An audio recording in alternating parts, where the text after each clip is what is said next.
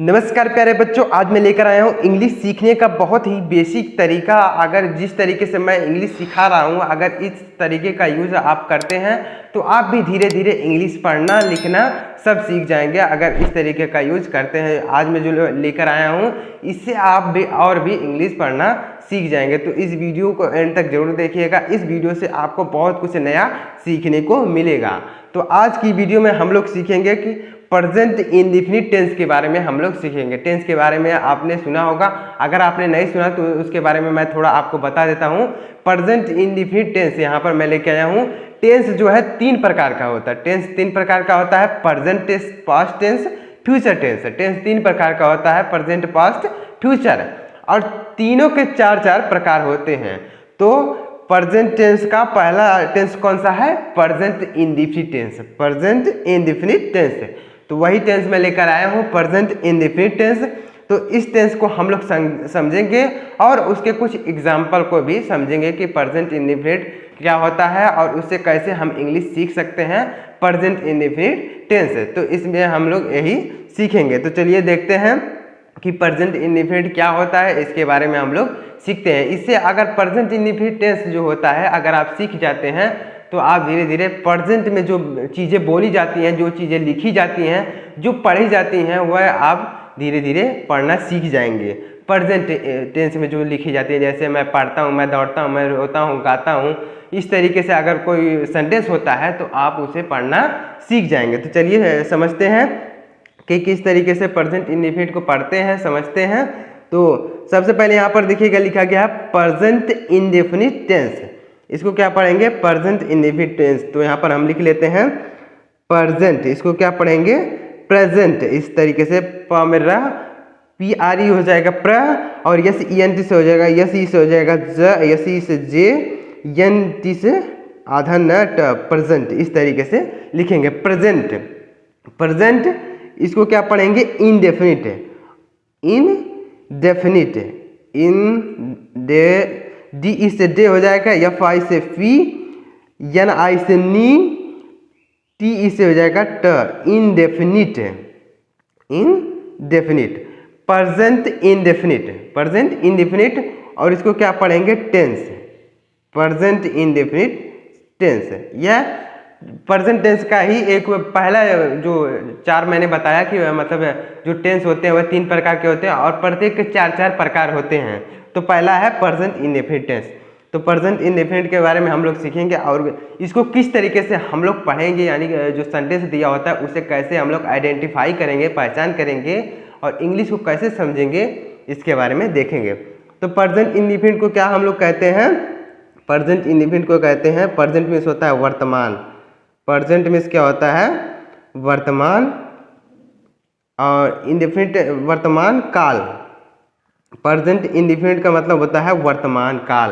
Present indefinite का क्या मतलब होता है? वर्तमान काल, यानी जो चीज़ें चल रही होती हैं उसको बोलते हैं वर्तमान काल। तो देखिए प्रेजेंट इंडेफिनिट के कुछ एग्जाम्पल यहाँ पर मैंने लिए, इससे आप इंग्लिश को बहुत ही आसानी से सीख सकते हैं। तो प्रेजेंट इंडेफिनिट का यहाँ पर एग्जाम्पल मैंने लिया, पहला है ही प्लेज। पहला क्या लिखा है मैंने? He plays. तो इसको क्या पढ़ते हैं? ही, ये से ई से हो जाएगा ही, और इसको क्या पढ़ते हैं? PLAY। पी से हो जाएगा प, और ALA से हो जाएगा ले, और यहाँ पर वाई लिखा है, PLAY से हो जाएगा ले, और यस से हो जाएगा ज, प्लेज। इसको क्या पढ़ेंगे? He plays. अगर केवल यहाँ पर यस न हो के केवल प्ले लिखा होता तो इस तरीके से लिखते केवल प्ले। तो इसको क्या लिखेंगे? He plays. He plays. अब ही मिस होता है वह, प्ले, प्ले मिस होता है खेलना, और यहाँ पर जब प्रेजेंट इंडेफिनिट बनाते हैं तो उसके लास्ट में जो आता है, यानी वर्ब के लास्ट में आता है ता है, ती है, ते है। मतलब ही प्लेज यानी वह खेलता है, वह खेलता है। इस तरीके से लिखेंगे, वह खेलता है। क्या लिखेंगे इसको? वह खेलता है। प्ले मिस होता है खेलना, प्लेज यहाँ पर लिखा गया ही प्लेज, यानी वह खेलता है। ही प्लेज, वह खेलता है। तो इस तरीके से वो प्रेजेंट टेंस होता है। यानी जब प्रेजेंट इंडेफिनिट टेंस होता है तो हरदम वर्ब के अंत में ता है, ती है, ते है आता है। और इंग्लिश में जब हम उसका सेंटेंस बनाते हैं तो अगर एक वचन सब्जेक्ट होता है, ये जो सब्जेक्ट है इसको सब्जेक्ट बोलते हैं, ही को सब्जेक्ट बोला जाता है। तो अगर एक वचन सब्जेक्ट होता है तो वर्ब में यस या ईएस लगा होता है, वर्ब में यस लगा होता है या फिर ईएस लगा होता है अगर सब्जेक्ट एक वचन होता है। और अगर बहुवचन होता है तो उसमें यस या ईएस नहीं लगता है। किसमें? वर्ब में। वर्ब में यस या ईएस नहीं लगता है। तो इसमें ही प्लेज यानी वह खेलता है, ही रन्स, इसको क्या पढ़ेंगे? ही मिस होता है वह, और रन्स इसको क्या पढ़ेंगे? रन। रन मिस होता है दौड़ना, और रन्स आर यू एन से हो जाएगा न, और यन से हो जाएगा स, यस स, रन्स, ही रन्स यानी वह दौड़ता है, वह दौड़ता है। इसको क्या लिखेंगे? वह दौड़ता है, वह दौड़ता है। देखिए हर वर्ब के अंत में यानी जो क्रिया हो रही है यानी जो काम हो रहा है उसके अंत में हमेशा ता है, ती है, ते है, इस तरीके से आएगा। तो आप उससे पहचान जाएंगे कि यह प्रेजेंट इंडेफिनिट टेंस है। और इंग्लिश में अगर लिखा रहेगा तो उसके वर्ब के अंत में हमेशा यस या यस लगा रहेगा या फिर कुछ नहीं लगा रहेगा, मेन वर्ब की फर्स्ट फॉर्म लिखी रहेगी, तो वह प्रेजेंट इंडेफिनिट टेंस है। इससे आप प्रेजेंट इंडेफिनिट पहचान लेंगे। अगर वर्ब के अंत में यस या यस लगा है तो वह प्रेजेंट इंडेफिनिट है। अगर कुछ भी नहीं लगा, केवल वर्ब की फर्स्ट फॉर्म लिखी गई है, तो भी वह प्रेजेंट इंडेफिनिट टेंस है। सब्जेक्ट एक वचन रहता है तो यस या यस लगता है, और बहुवचन रहता है तो नहीं लगता है। अब इसको देखते हैं। ही सिंग्स, ही मिस, ही, इसको क्या पढ़ेंगे? यह चीज से हो जाएगा ही, यस आई से हो जाएगा सी, यस आई से सी, यन से न, जी यस से हो जाएगा ग, सिंग्स, इस तरीके से लिखेंगे सिंग्स। ही सिंग्स यानी वह गाता है, वह गाता है। इसको क्या पढ़ेंगे? वह गाता है। इसका हिंदी अर्थ क्या होगा? वह गाता है। ही सिंग्स, ही रन्स यानी वह दौड़ता है, ही सिंग्स वह गाता है, ही प्लेज वह खेलता है। तो इस तरीके से आप इंग्लिश बोलना सीख सकते हैं, इंग्लिश पढ़ना सीख सकते हैं। ही रन्स वह दौड़ता है, ही प्लेज वह खेलता है, ही ईट वह खाता है, वही रन वह दौड़ता है, ही कम वह आता है। इस तरीके से आप बोल सकते हैं इंग्लिश में। तो इस तरीके से ही प्लेज वह खेलता है, ही रन्स वह दौड़ता है, ही सिंग्स वह गाता है।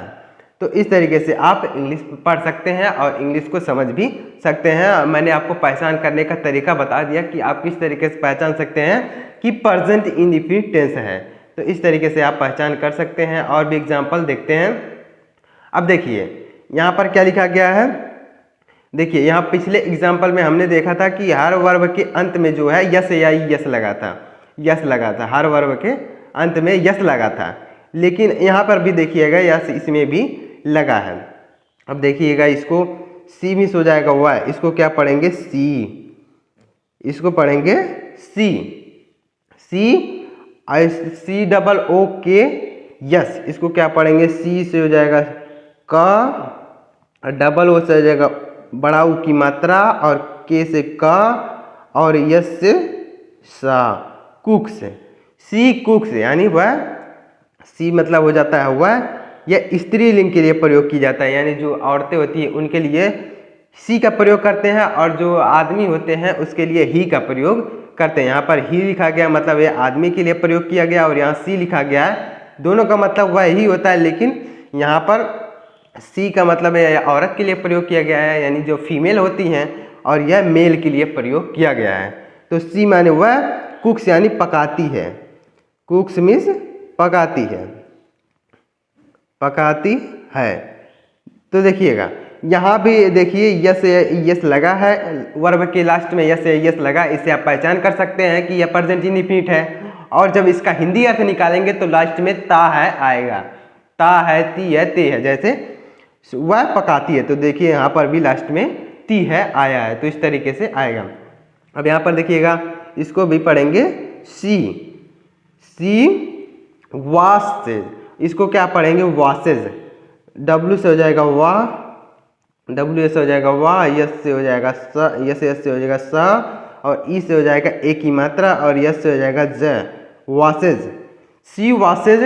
इसको क्या पढ़ेंगे? क्लोथ, सी से हो जाएगा क, और यल से हो जाएगा लो, और टी एस से हो जाएगा थ, क्लोथ, सी वॉशेज क्लोथ। इसको क्या पढ़ेंगे? सी वॉशेज क्लोथ, सी मिस हो जाएगा वह, वॉशेज मीन्स होता है धोती है, वॉशेज मीन्स क्या होता है, धोती है, वॉशेज मीन्स हो जाएगा धोती है। अगर इतना ही केवल लिखा होता सी वॉशेज तो वह धोती है, और यहाँ पर क्लोथ लिखा है, क्लोथ मीन्स होता है कपड़ा, क्लोथ मीन्स क्या होता है, कपड़ा, यानी वह कपड़ा धोती है। तो यहाँ पर क्या हो गया, सी वॉशेज क्लोथ, यानी वह कपड़ा धोती है। यहाँ पर देखिएगा ईएस लिखा गया है, वॉश मीन्स होता है धोना, इसी में क्या लगा है, ईएस। तो इससे आप पहचान कर सकते हैं कि यह प्रेजेंट इंडेफिनिट है, और उसका जब हिंदी अर्थ निकालेंगे तो उसके वर्ब के लास्ट में क्या आएगा, ता है, ती है, ते है। जैसे यहाँ पर लिखा गया है वह धोती है कपड़ा, यानी वह कपड़ा धोती है। तो इस तरीके से आप पढ़ सकते हैं। सी कुक्स, यानी वह पकाती है, सी वॉशेज क्लोथ, यानी वह कपड़ा धोती है। तो इस तरीके से आप पढ़ सकते हैं। इंग्लिश को धीरे धीरे आप पढ़ना सीख सकते हैं अगर इस तरीके का यूज करते हैं। यानी अगर वर्ब के अंत में यस या यस लगा है तो आप पहचान कर सकते हैं कि यह प्रेजेंट इंडेफिनिट टेंस यहाँ पर लिखा गया है, अगर वर्ब के अंत में यस या यस लगा है। और यस या यस अगर नहीं लगा है तो भी वह प्रेजेंट इंडेफिनिट ही है, क्योंकि वो जो सब्जेक्ट लिखा गया है वह बहुवचन है, इसलिए उसमें यस या यस नहीं लगता। अगर बहुवचन होता है तो वर्ब में यस या यस नहीं लगता है, और अगर एक वचन होता है तो उसमें यस या यस लगता है, वर्ब में यस या यस लगता है। तो इसमें देखिएगा हर जो वर्ब लिखा गया है उसमें यस या यस लगा है। ही प्लेज, यानी वह खेलता है, ही रन्स, वह दौड़ता है, ही सिंग्स, वह गाता है, सी कुक्स, यह पकाती है, शी वॉशेज क्लोथ, वह कपड़ा धोती है। तो यह प्रेजेंट इंडेफिनिट का एग्जाम्पल है। इस तरीके से आप पहचान कर सकते हैं कि जो यस या यस लगा रहेगा तो वह प्रेजेंट इंडेफिनिट टेंस है। तो इसका हिंदी अर्थ भी आप इसी तरीके से निकाल सकते हैं, मतलब वर्ब के अंत में आप ती है, ता है, ती है, इस तरीके से निकलेगा उसका हिंदी अर्थ। जैसे सी कुक्स, यानी वह पकाती है, सी वॉशेज क्लोथ्स, यानी वह कपड़े धोती है। अब आगे देखिए कुछ एग्जाम्पल और यहाँ पर मैंने लिए हैं, अब इसको देखिएगा। अब यहाँ पर देखिएगा यह जो सब्जेक्ट लिखे गए हैं यह बहुवचन लिखे गए हैं। यहाँ पर जो ऊपर सब्जेक्ट लिखा गया था ये एक वचन है, ही, सी, इट, यह सब एक वचन है, और यहाँ पर वी, यू, आई, यह सब बहुवचन है। तो इसके साथ यस यस नहीं लगेगा वर्ब में। तो यहाँ पर देखिएगा यस नहीं लगा है, यहाँ पर भी यस नहीं लगा है, यहाँ पर भी यस नहीं लगा है। तो यह भी प्रेजेंट इंडेफिनिट टेंस है। अब इसको क्या पढ़ेंगे, वी, डब्ल्यू ई से हो जाएगा वी, डब्ल्यू ई से क्या होता है वी, और ई ए टी, ईट, इसको क्या पढ़ते हैं, ईट। वी ईट, यानी हम खाते हैं। वी मिस होता है हम, ईट मिस होता है खाते हैं, ईट मिस होता है खाना, और यहाँ पर जो प्रेजेंट इंडेफिनिट है तो इसको हो जाएगा हम खाते हैं, सॉरी हम खाते हैं। तो इस तरीके से हम लोग लिखेंगे वी ईट, यानी हम खाते हैं। देखिएगा यहाँ पर यस या यस नहीं लगा है तो भी यह प्रेजेंट इंडेफिनिट है। उसी तरीके से हिंदी इसका भी निकल रहा है, हम खाते हैं। यहाँ पर देखिएगा लास्ट में लिखा गया ते हैं, यानी हम खाते हैं।